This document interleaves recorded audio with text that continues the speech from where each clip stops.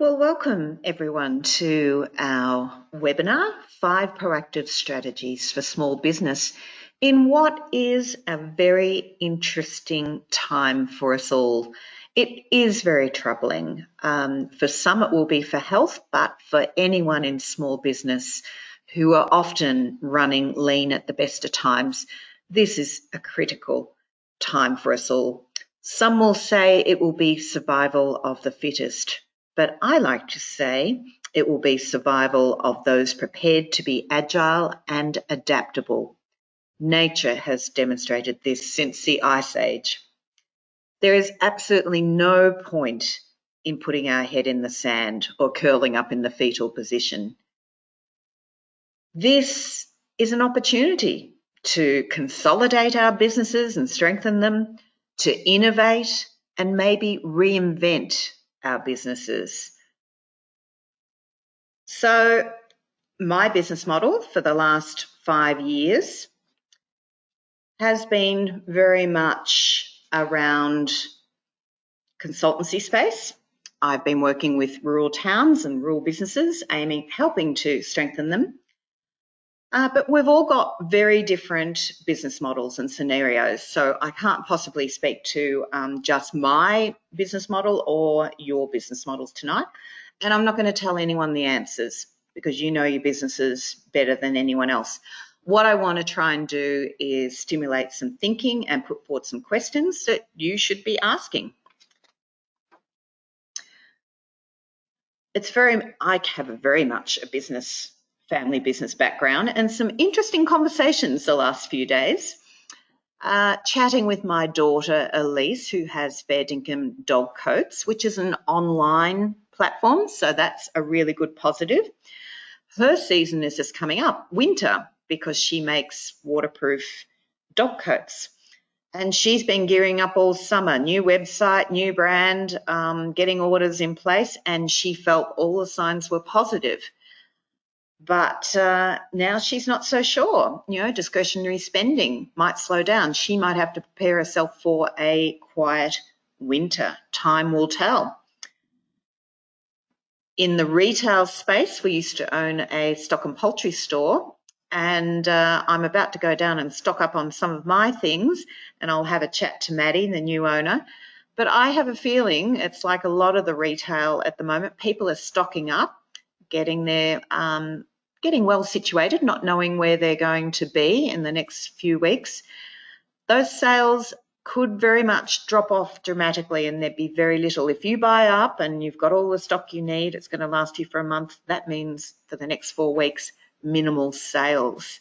It's a bit like Christmas. Everyone buys up leading up to Christmas and then January is dead.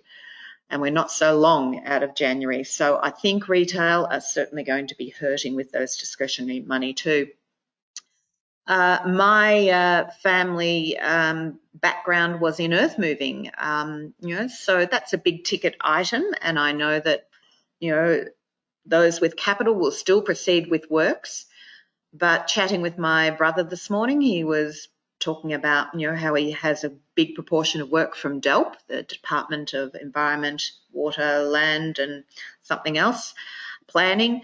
It potentially could dry up because we know that a lot of government funds are being diverted to other needs. So he has to prepare himself for that.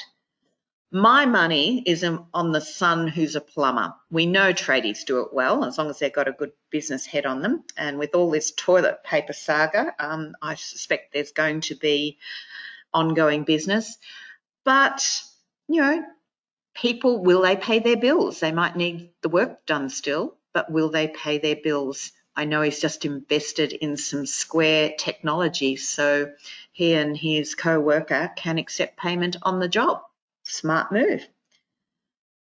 This is what I mean. We start thinking a little bit smarter when there's adversity. So into the strategies. Or really, this one's a no-brainer, isn't it? You have to consult to make informed decisions. So pick up the phone, have those conversations with your staff, with your customers. It doesn't have to be complicated. You just have to consider everyone who has an input on your business. And I'm going to talk a little bit more about relationships soon. But then once you feel like you are informed, you've adopted the expert advice, you've talked to all the people involved in your business, then you have to clearly communicate what decisions you've made. Are you going to operate as normal, or are you changing your hours or changing the ways you operate? How will that happen? So they understand. Remote work's a hot topic at the moment, but it's not suitable for every business. And are we all very well skilled up in that area? We may need some training. Most importantly, what are we doing to make everyone feel safe? I cannot understate this. It is so important, and you have to state the obvious. Last night, I attended our last Rotary dinner for a while, and as I've been moving around various businesses, I've been observing what they're doing. At the dinner at the hotel last night, I didn't see any evidence, no notices, nothing different about the staff and the way they went about their business, nothing different in the way the tables were set. We did ask for the tables to be separated into smaller groups and placed further away. That worked really well. And you know what? We like it better than it always is. So we're going to continue doing that once we resume. But I was mortified because watching the staff serving, and I know hotels and that have a lot of casual staff that come in at the peak hours, but I was watching these hands, slipping over the side of the plate close to the food. And I'm thinking, this is not reassuring me that they are taking care of my safety. On the other hand, I was in the supermarket. It was a pleasant experience, not what we're seeing on media. And I saw one of the staff members who was dedicated to go around with some sort of cleaner and a cloth, wiping down the handrails. The hand baskets had all been steam cleaned. That was reassuring to me. So be obvious. It's really important that you tell people, we know, we are aware, we are doing everything to keep our staff and you safe, and this is what we're putting in place. So please do it, even if it seems obvious. It will just reassure your customers. Innovate and adapt. Oh, my favourite topic. Now, I know if cash flow is going to be an issue, some of these questions will be relevant. This is a wonderful opportunity. I can remember in 2010, I took a group of young farmers on a tour of regional Victoria, and we visited a dairy farm, not too far from you, Amy. And it was just in 2010, so on top of terrible drought, no water allocations. And I can remember the farm owner talking about how they had adapted their operations and put new technology in place to save water. But of course, the drought was over by the time we were there. And one of the questions was, well, are you going to go back to doing what you did before? And he said, no way, this is saving me money. So the hardship actually forced them to innovate and do things differently, operate differently. We can explore ways, we can save money, do things better. I notice a lot of businesses are going cashless in the current climate, just as a way of minimising risk and keeping that cash flow going. And they're waiving the FPOS fees. It used to be a minimum spend. Those that had that policy are dropping it and telling their customers that they're doing it. So how can we operate differently? What new markets can we reach? It's always a good conversation to have. Don't put all your eggs in the one basket. I've seen a bit of evidence of that with the Chinese fallout on some of our Australian businesses that had completely targeted China as their customer base. Also, on the other hand, if we rely on China or a specific area for all our supplies, it is going to impact on us. So what new markets and suppliers can we reach as part of that? And it might be an internet base. We are a global world. It could be going outside your normal patch into a fellow region. It could be really segmenting new parts of your audience, it's really time to focus and think, okay, how can we reach those people with some key messages and tap into them? How can we diversify? This is something, once again, a bit like don't have all your eggs in the one basket. What are your backups? What else can you do? It's a bit like farming. You know, a lot of farmers don't specialise. They'll have a little bit of sheep, a little bit of beef. The crops will be different. You know, they might hedge their bets, or they can move pretty easily from one to another depending on the seasons and the markets. The same with any small business. What new services and products can you consider? I know my father, in the early days of the business, we used to have a lot of wet winters, and with bulldozers, it's pretty hard to get them into paddocks. So he always had a little side fencing contracting that it went on. When it got too wet to earth move, he would go fencing.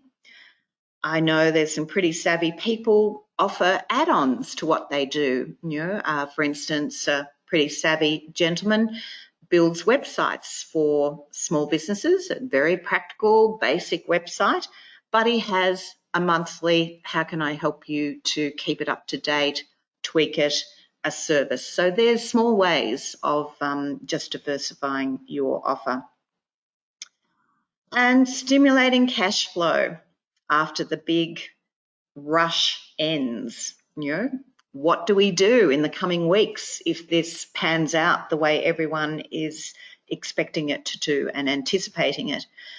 Things like gift vouchers, running specials, maybe advanced sales. Start working out programs. What can you offer for the spring?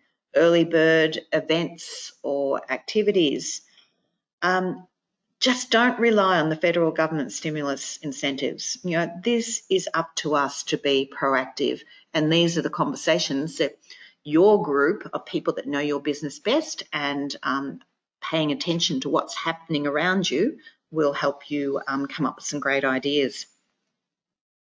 Relationships, another key thing. This is where all the ethical and responsible business owners will shine. If you've done the right thing in the past, you will be rewarded. Relationships are just so critical when times are tough. We all think about who are we going to support first if you have to choose who comes on the boat, the life raft with you. It's the people that have done the right thing by you. So in terms of partnering with other businesses, I think this is a great opportunity for us to work together and help each other out. I've just been having a look at social media this afternoon, and there's a local cafe who posted a big thank you to the store next door. They sell blinds, so they're not hospitality. They let them move their tables out in front of their business so that that social distancing can be reassured. And what a lovely thing to do. It really wasn't bothering them, and it was a great thing to agree to. I just hope council keeps its nose out of it. Staff sharing. We might have staff that we can't employ full-time, or maybe have to put off, or maybe our staff will get sick. How can we share those resources around or refer on and pick up? Some businesses are going to be really ramping up, and they may need new staff. There will be areas such as harvests that they'd rely on the backpackers that now can't get in. So all sorts of things. How can we work with our partner businesses and share staff? That can apply also to sharing expenses, transport. How can we share things and reduce our expenses through this lean time? How can we create a new offer with combined resources? Now, medical supplies businesses, they are in hot demand. They're ramping up. And I saw a really lovely little article the other day about a medical supply business in Australia, how they're partnering with engineers from the Defence Department so they can ramp up their production. We can use each other's platforms to reach new markets as well. Elise, as I said before, Bedding Dog Coats is an online dog coat sales. An associate that she knows of makes dog treats and she relies on the farmers' markets to sell her products. Guess what? No farmers' markets. So they're having a meeting and Elise is going to sell her products through her website. Simple things can help each other out. And it will extend Elise's lines as well. So customers. You've got a lot of existing goodwill with your customers. And it's a two-way thing. Well, you've got to be honest and upfront with them. If you can't deliver or you're changing, let them know what you are going to do, and that will help reduce the impact on them. Likewise, what can they do to help you? Maybe just letting them know, this is what we're going to offer. Your continued support is really important to our business staying open. Maybe you need to update your payment terms and conditions. Maybe people can buy in advance. It's also a good time to offload any bad customers. If they're going to impact on your viability and you have to choose who you're going to support, that's a good time to say, well, you're our loyal customers who pay on time, and we will support you before the others. And that applies to us because we're also customers of other businesses. Our suppliers, have we paid them on time in the past? Do we have a long-standing relationship, or have we just shopped around for the best discount we can get? Pick up the phone. Ask how they are coping. They could be doing it tough too. Understand their concerns. Let them know if you have cash flow issues and negotiate a bit longer to pay. I heard this referred to years ago as the third bank. Just talk to them. We will all give each other a bit of leeway if we think it will help. We're all in the same boat, and I see the big corporations are madly waiving their fees. With all these royal commissions, they're very keen to be helpful all of a sudden. Creditors. Some of us have landlords. Now, if you leave, shut up shop and leave, what are the chances of them getting someone else to fill that spot? Talk to them. Maybe they will reduce or put off payments.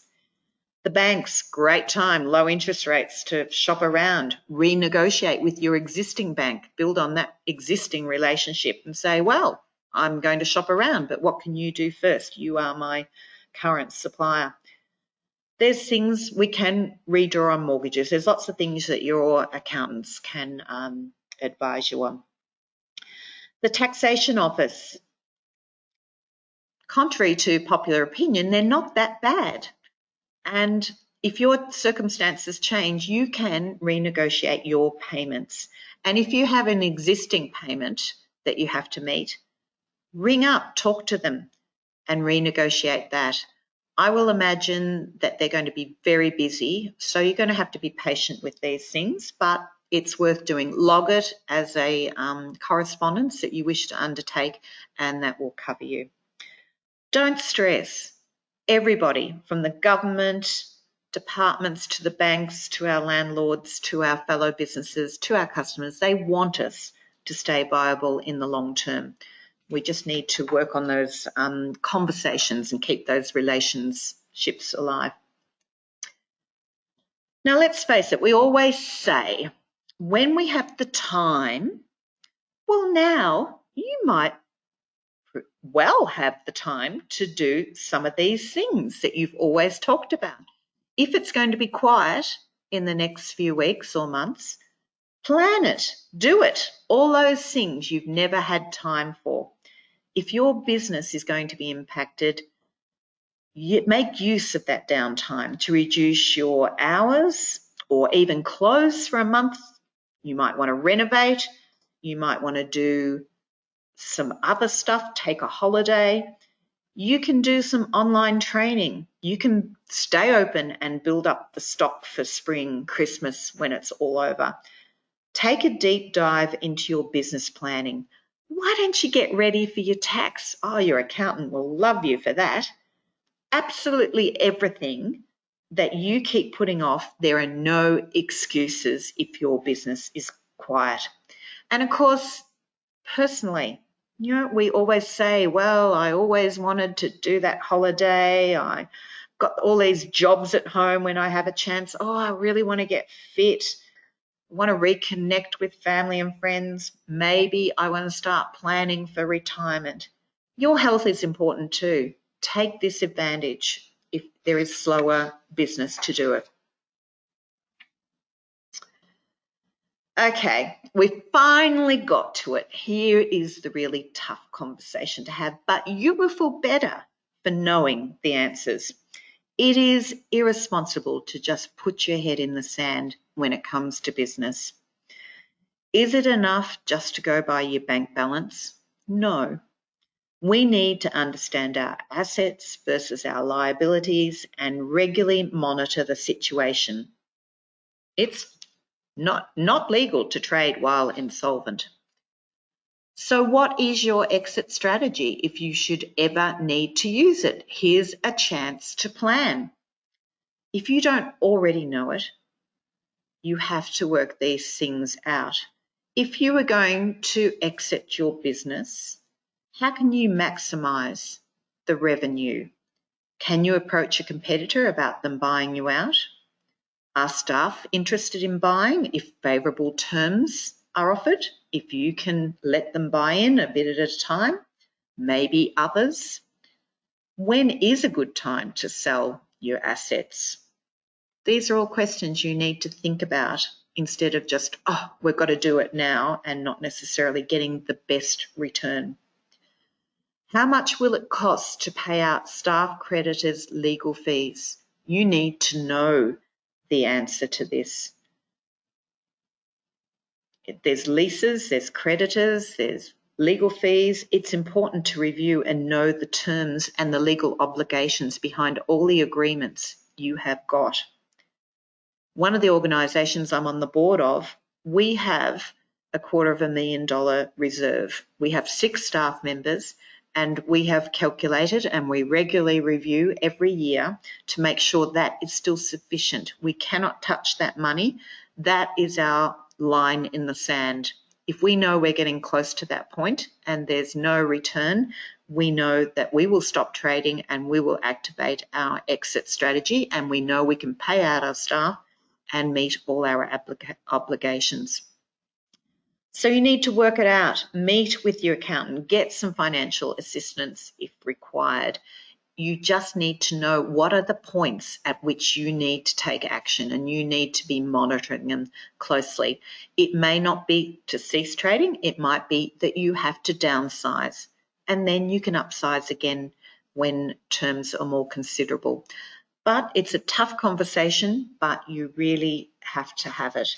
I thought about starting with this, but I didn't want to frighten you off too soon in the webinar. So I've gone very quickly through all of those strategies. As I said, they are to stimulate thinking. We're all in this together and we need to work together where we can. Every business is different and you have to lead this conversation. But please let me know if I can help in any way.